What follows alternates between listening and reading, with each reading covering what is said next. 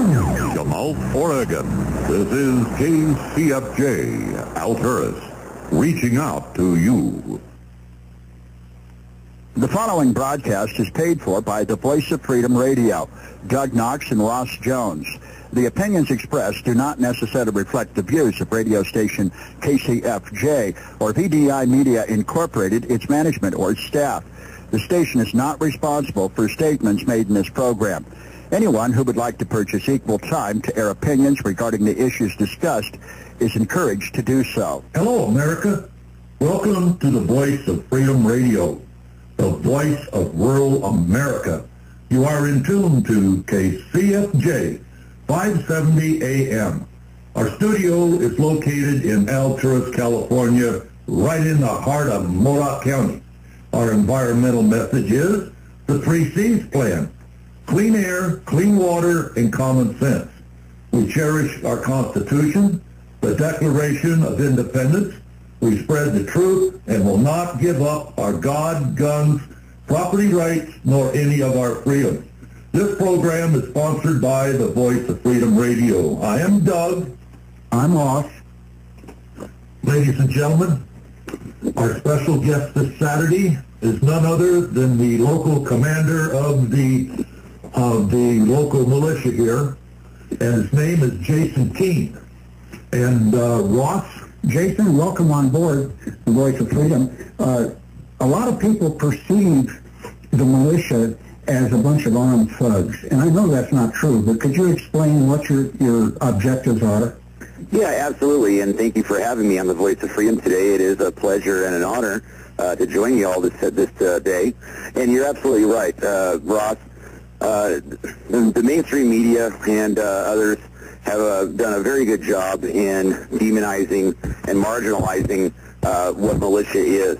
And as a local commander of the Modoc platoon and an officer in the California State Militia, I'd like to speak about what it is we really do and what we don't do. We are our constitutional militia as defined in Title 10 of the United States Code and in the California Constitution under Military and Veterans Code, Section 120 through 130.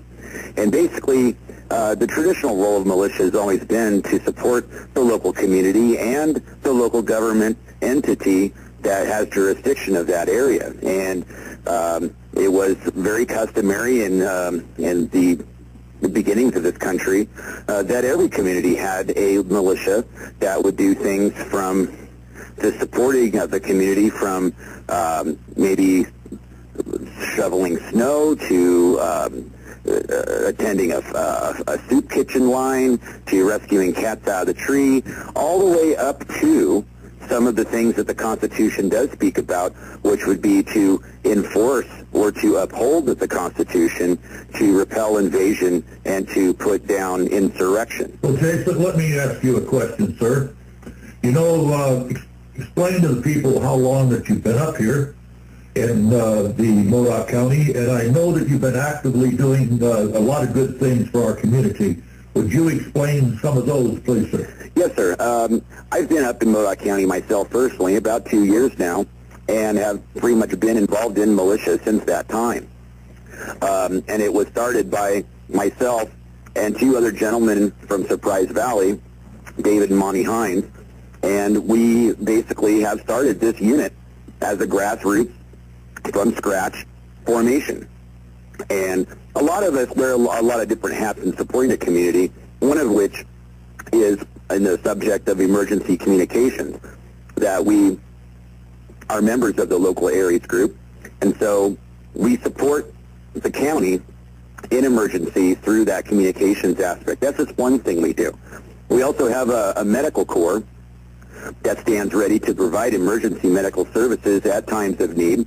But we also will do things, as you've previously mentioned so graciously, how we did support the 100-mile bike race by providing communications support along with the local areas group.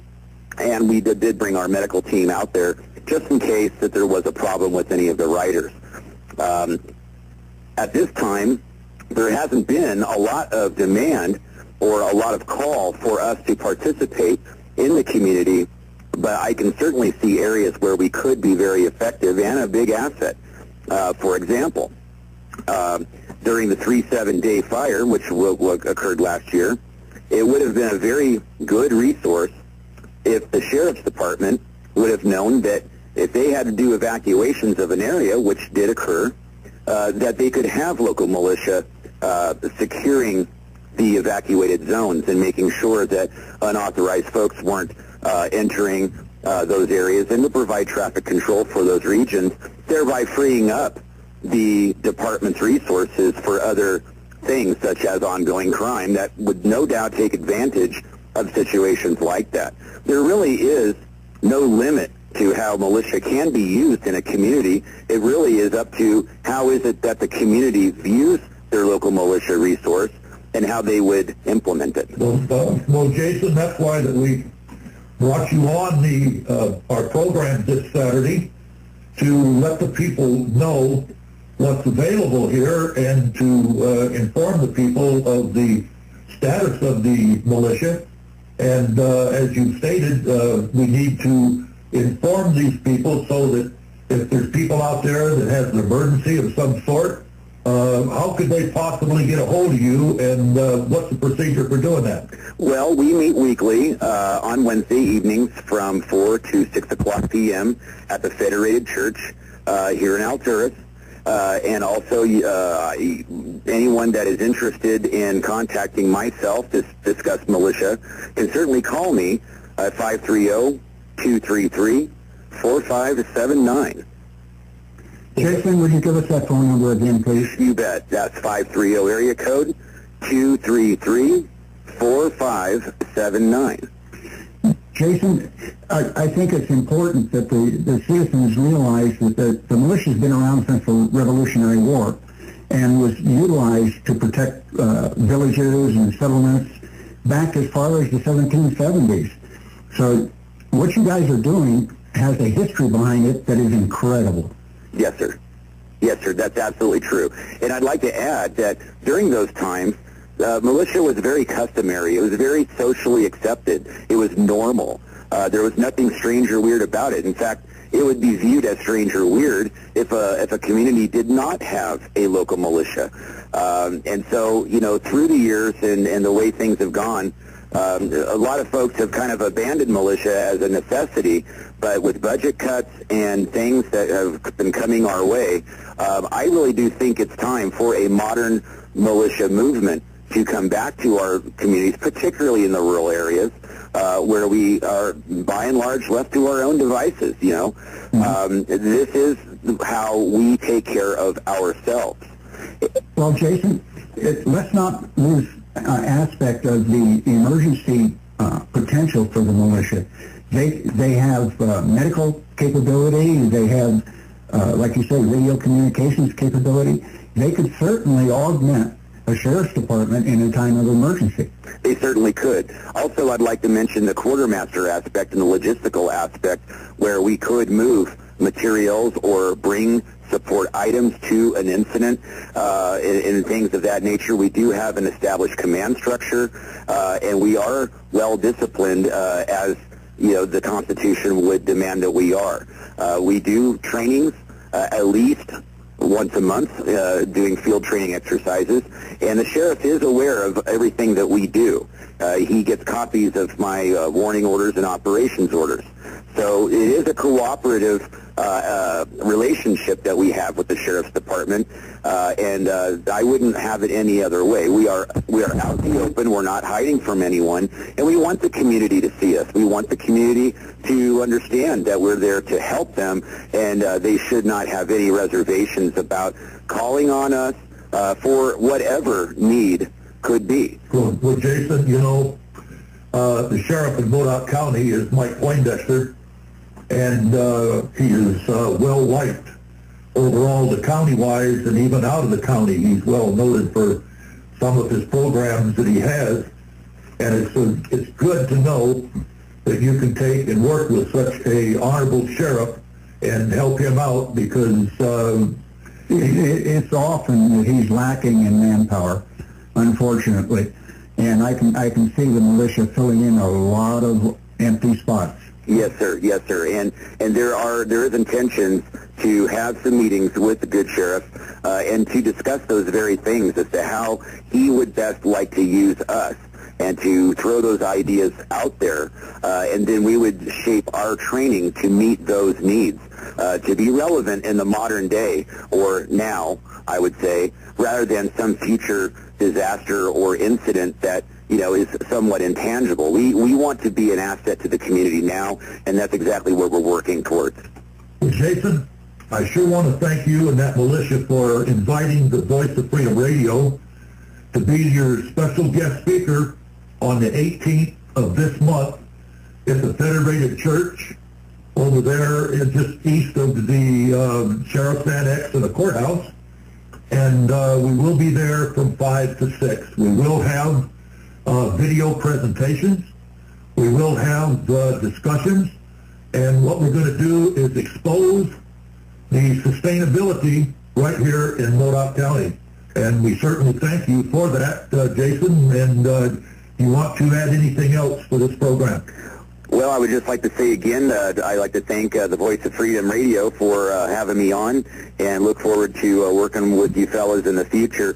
Now, this topic of sustained development is a very important topic, and I urge everyone in the community, this is open to the public, everyone in the community that maybe has questions about sustained development going on at the local level and larger, please attend. You'll definitely learn something, and you'll get a chance to see us in action and shake a few hands and meet us. Get to know us. Come on down. It'll be a good time. Jason, what's your phone number again? My phone number again is 530 area code 233-4579. Well, Jason, we want to take and work with the militia, and we know that we can be the voice of them for you and get out things that we have things we can get out. We're capable of getting out on the radio, and we'd like to work with you people. As far as public announcements go, whatever your need may be, Jason. Well, I certainly appreciate that, and I look forward to that relationship. Thank you. Thank you, Jason. God bless you and that militia, okay? Ladies and gentlemen, we promised you last week that we would offer our opinion as to what can be done to save our medical facilities here in Alturas and in Surprise Valley. And so with that, Doug, start it off. Let's go. Ladies and gentlemen, you've known for the last 30 days, I believe it's been, that we've had the CEO of Mayor's Hospital in Fall River Mills, and also our own CEO here, Kevin Kramer, of the Modoc Medical Center here, which is the last frontier healthcare district. You've got to realize that all over Northern California, hospitals are suffering financially. And we have it right here in the southeast corner of Modoc County. The Surprise Valley Hospital District, which is over there in the Cedarville, Lake City area, and also we have the district here, which is the last frontier healthcare district here in the Alturas area. Ladies and gentlemen, this is only an idea, but it can be a cooperative effort between Surprise Valley and Alturas that will financially structure a future for both. You're right, Ross, but there's going to be some pain to this. Well, it's not pain-free, and we've come up with a plan, but it's only an idea for the people out there listening to see if they can use any part of it. I agree, Doug, but our intent is pure and simple. We see a need in Surprise Valley, we see a need here in Alturas, and we see a need throughout Modoc County. We believe we have a viable solution. Please listen. Ladies and gentlemen, this is only an idea, but must be approved by both the Surprise Valley Hospital District and the Last Frontier Healthcare District. The Voice of Freedom Radio believes this is a plan that will save Surprise Valley and strengthen the Last Frontier Healthcare District. This program today is our idea of how to prevent the medical facilities in Cedarville from closing. It is imperative that you have some sort of quality health care over there in the Cedarville area. There will be some pain, folks. This is not a pain-free idea, but it is, I think, if you actually listen to it, take a deep breath before you make a judgment on it, I think maybe you'll see that the pain is there, but it is acceptable pain. This is only an idea for your evaluation. You have citizens in the rest home there in Cedarville that walked on the same earth before you, who made this country great. Yes, they need help. And if your medical facilities close, ladies and gentlemen, what part of the state will they be moved to? So, who is the individual writing this idea? Remember when the lighting went out on your airport runway over there in Cedarville, and you had to evacuate your critical patients from Alturas? It was the wife and I who donated the funds to Modoc County to pay for the repairs on your runway. Doug, what problems are the citizens of Surprise Valley facing today? Well, Ross, it's been reported that they got a $1.8 million payback to the feds. That's a heck of a debt for such a low population. They can't afford it. And you know how the feds come in and reevaluate how much they pay, and they always end up the little... You're talking about medical reimbursement. Medical reimbursements. They've got a number two is they owe millions of dollars to retrofit or replace their hospital over there for earthquake standards. Now, Ross, that's mandated by the state Senate Bill 1953. Right, and unfortunately, it's not a viable alternative for Surprise Valley. They can't afford that either.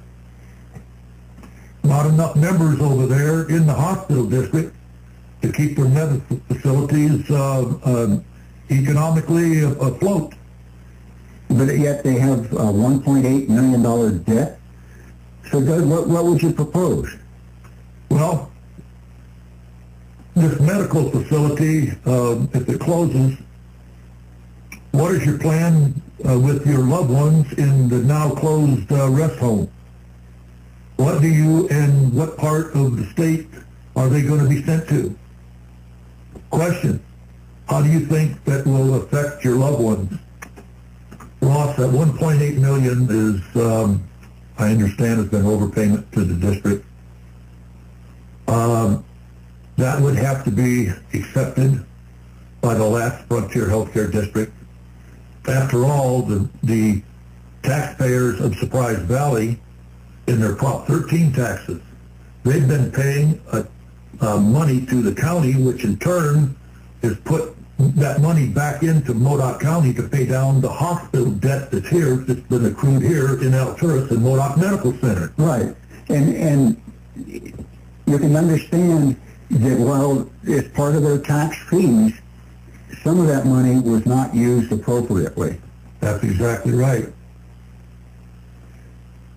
My partner on the radio, his name is Ross Jones, him and I have been working together for some time to see a way forward with minimum pain to the Surprise Valley residents. This is the Voice of Freedom Road idea. Only to save Surprise Valley must become part of the last Frontier Healthcare District. What you're going to have to do, in our opinion, is take and let the hospital go over there in Surprise Valley, keep your rest home, keep your clinic, and set up the clinic for emergency procedures, and you can still have your ambulance service. Right. At the same time, you transfer that $1.8 million debt to Modoc. That's right, because the people over there that say, well, some people say, well, we don't want it over here. Well, the people over there in Surprise Valley, again, their tax dollars is gone here to Modoc County, and Modoc County is put it on the bill that the county owes, which Modoc Medical Center has acquired over the last several years. Right. But let's go on. What can we do in Surprise Valley? We can set up an emergency clinic that would handle the immediate needs of any patient. At the same time, we could implement a viable hospital here in Alturas that would deliver care to Surprise Valley and Northern Modoc. Doug, tell me how Surprise Valley can save money and at the same time have good health care. Number one, they'd have to come underneath the healthcare district here in Alturas area, the last frontier healthcare district. Number two, they would have to take and let their hospital go, which, by the way, they would not have to spend millions and millions of dollars without that earthquake. Retrofit. They could save that. Okay? They wouldn't have any managerial expenses because they'd only be one CO in the whole district area. That makes good sense. That makes darn good sense. And basically they wouldn't have no management cost or whatever, okay? Yes. Ross, there'd have to be some agreements between the Last Frontier Healthcare and the hospital district over in Surprise Valley. They'd have to have an agreement that shall give, not may, but shall give Surprise Valley 2 elected positions on the healthcare governing board. What do you think of that? Well, they're entitled to say what goes on in their area, in their district, and I think that's only reasonable. But let's talk about the Alturas Hospital involvement in this whole procedure. Well, ladies and gentlemen, you know that this the hospital over here in Alturas has to be retrofitted, and they want to buy a brand new one. I do believe, for the good of the people in Modoc County, somebody needs to stand up, have some leadership, and says, yes, the people in Surprise Valley are our brothers and sisters. They need medical facilities, and we can do it, but we'll have a little bit of pain here also. The pain that we would have here is not to take and stop the wanting to build the new hospital here. But what they do is the old hospital has got 26 beds for it, and you know what, Ross? It's all paid for. Well, if they could somehow convince the state to delay retrofit until Alturas Modoc is viable, then that would be part of the solution, wouldn't it? Yeah. We could pay off the debt over to Surprise Valley. We could provide those people with health care. We could take and bring Modoc the quality of care in Modoc, because that hospital still has problems.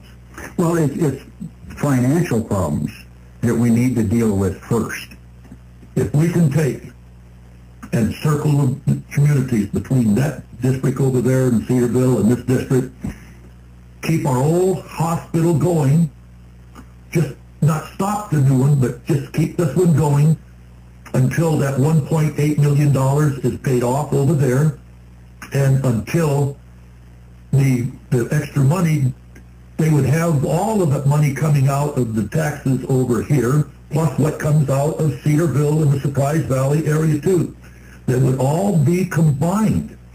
And if they take that and get equipment and bring it into this hospital and provide services and make Modoc Medical Center and Surprise Valley debt-free, then we can talk about a brand new big-time hospital. Then we go and talk about getting a brand new hospital. I think the people of Modoc County, they need more health care. They deserve the best.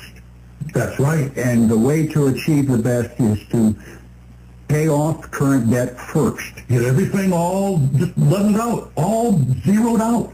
That can happen. They can solve, because there's problems in this hospital here other than financial. I mean, it's causing that where they are.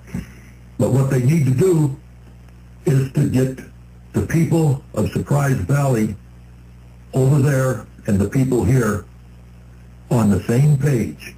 I think it can be done. After all, we're not an obstinate bunch. We're looking for the future of our citizenry. And it can be accomplished, though, with a little common sense and a lot of frugality.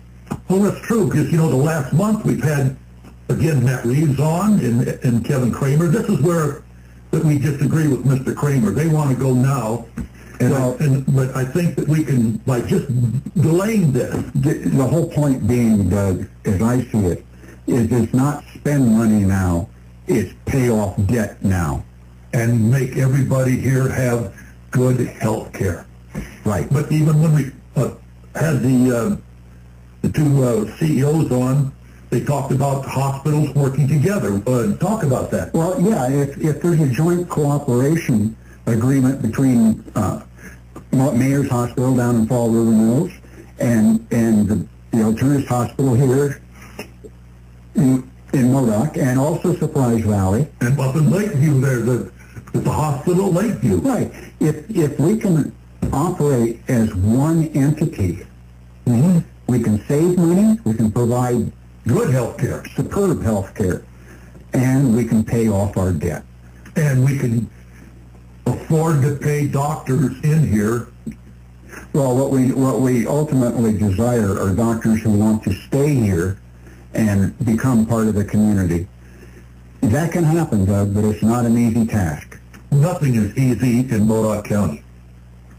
Well, in medical care, nothing is easy, period. Amen to that. Ladies and gentlemen, given the leadership that's necessary, we can achieve a viable hospital district that serves the needs of all the area here. So please talk to your congressmen, your senators, your politicians, convince them to work together to eliminate debt and create medical care. Hey, Ross, down in Fall River Mills area down there, we got something through the mail here. Well, Doug, what's happening is the local fire departments down in Fall River Mills and MacArthur and in New Beaver and Little Valley are all trying to create a single sphere of influence. And the reason for this is to prevent the takeover by CAL FIRE. If CAL FIRE were to take over that sphere of influence, we would see taxes like that $150 fire fee on everything from dog houses to chicken coops. We don't need CAL FIRE. We don't need PERS retirement, which is part of CAL FIRE. So right now, the local fire departments are working on a sphere of influence that would allow them to shed the CAL FIRE burden. And there'll be meetings held hopefully in Fall River Mills in the next few weeks to resolve these issues. And we'll keep you posted as to how, when, and where. And feel free to communicate your desires. Well, Ross, is your supervisor down there, is she going to be there and take up for your cause? I seriously doubt it. She's not part of the LAFCO movement, thank God. We will see what happens when the meeting is finally scheduled. Well, Ross, this program is brought to the public by the Voice of Freedom Radio. We're on every Saturday at 12 noon, right after Rush Limbaugh, on the KCFJ 570 AM out of Alturas. And you know that we are, if you want to write to us, you can go to the Voice of Freedom Radio, Post Office Box 1023. And we got a couple of good letters in last week.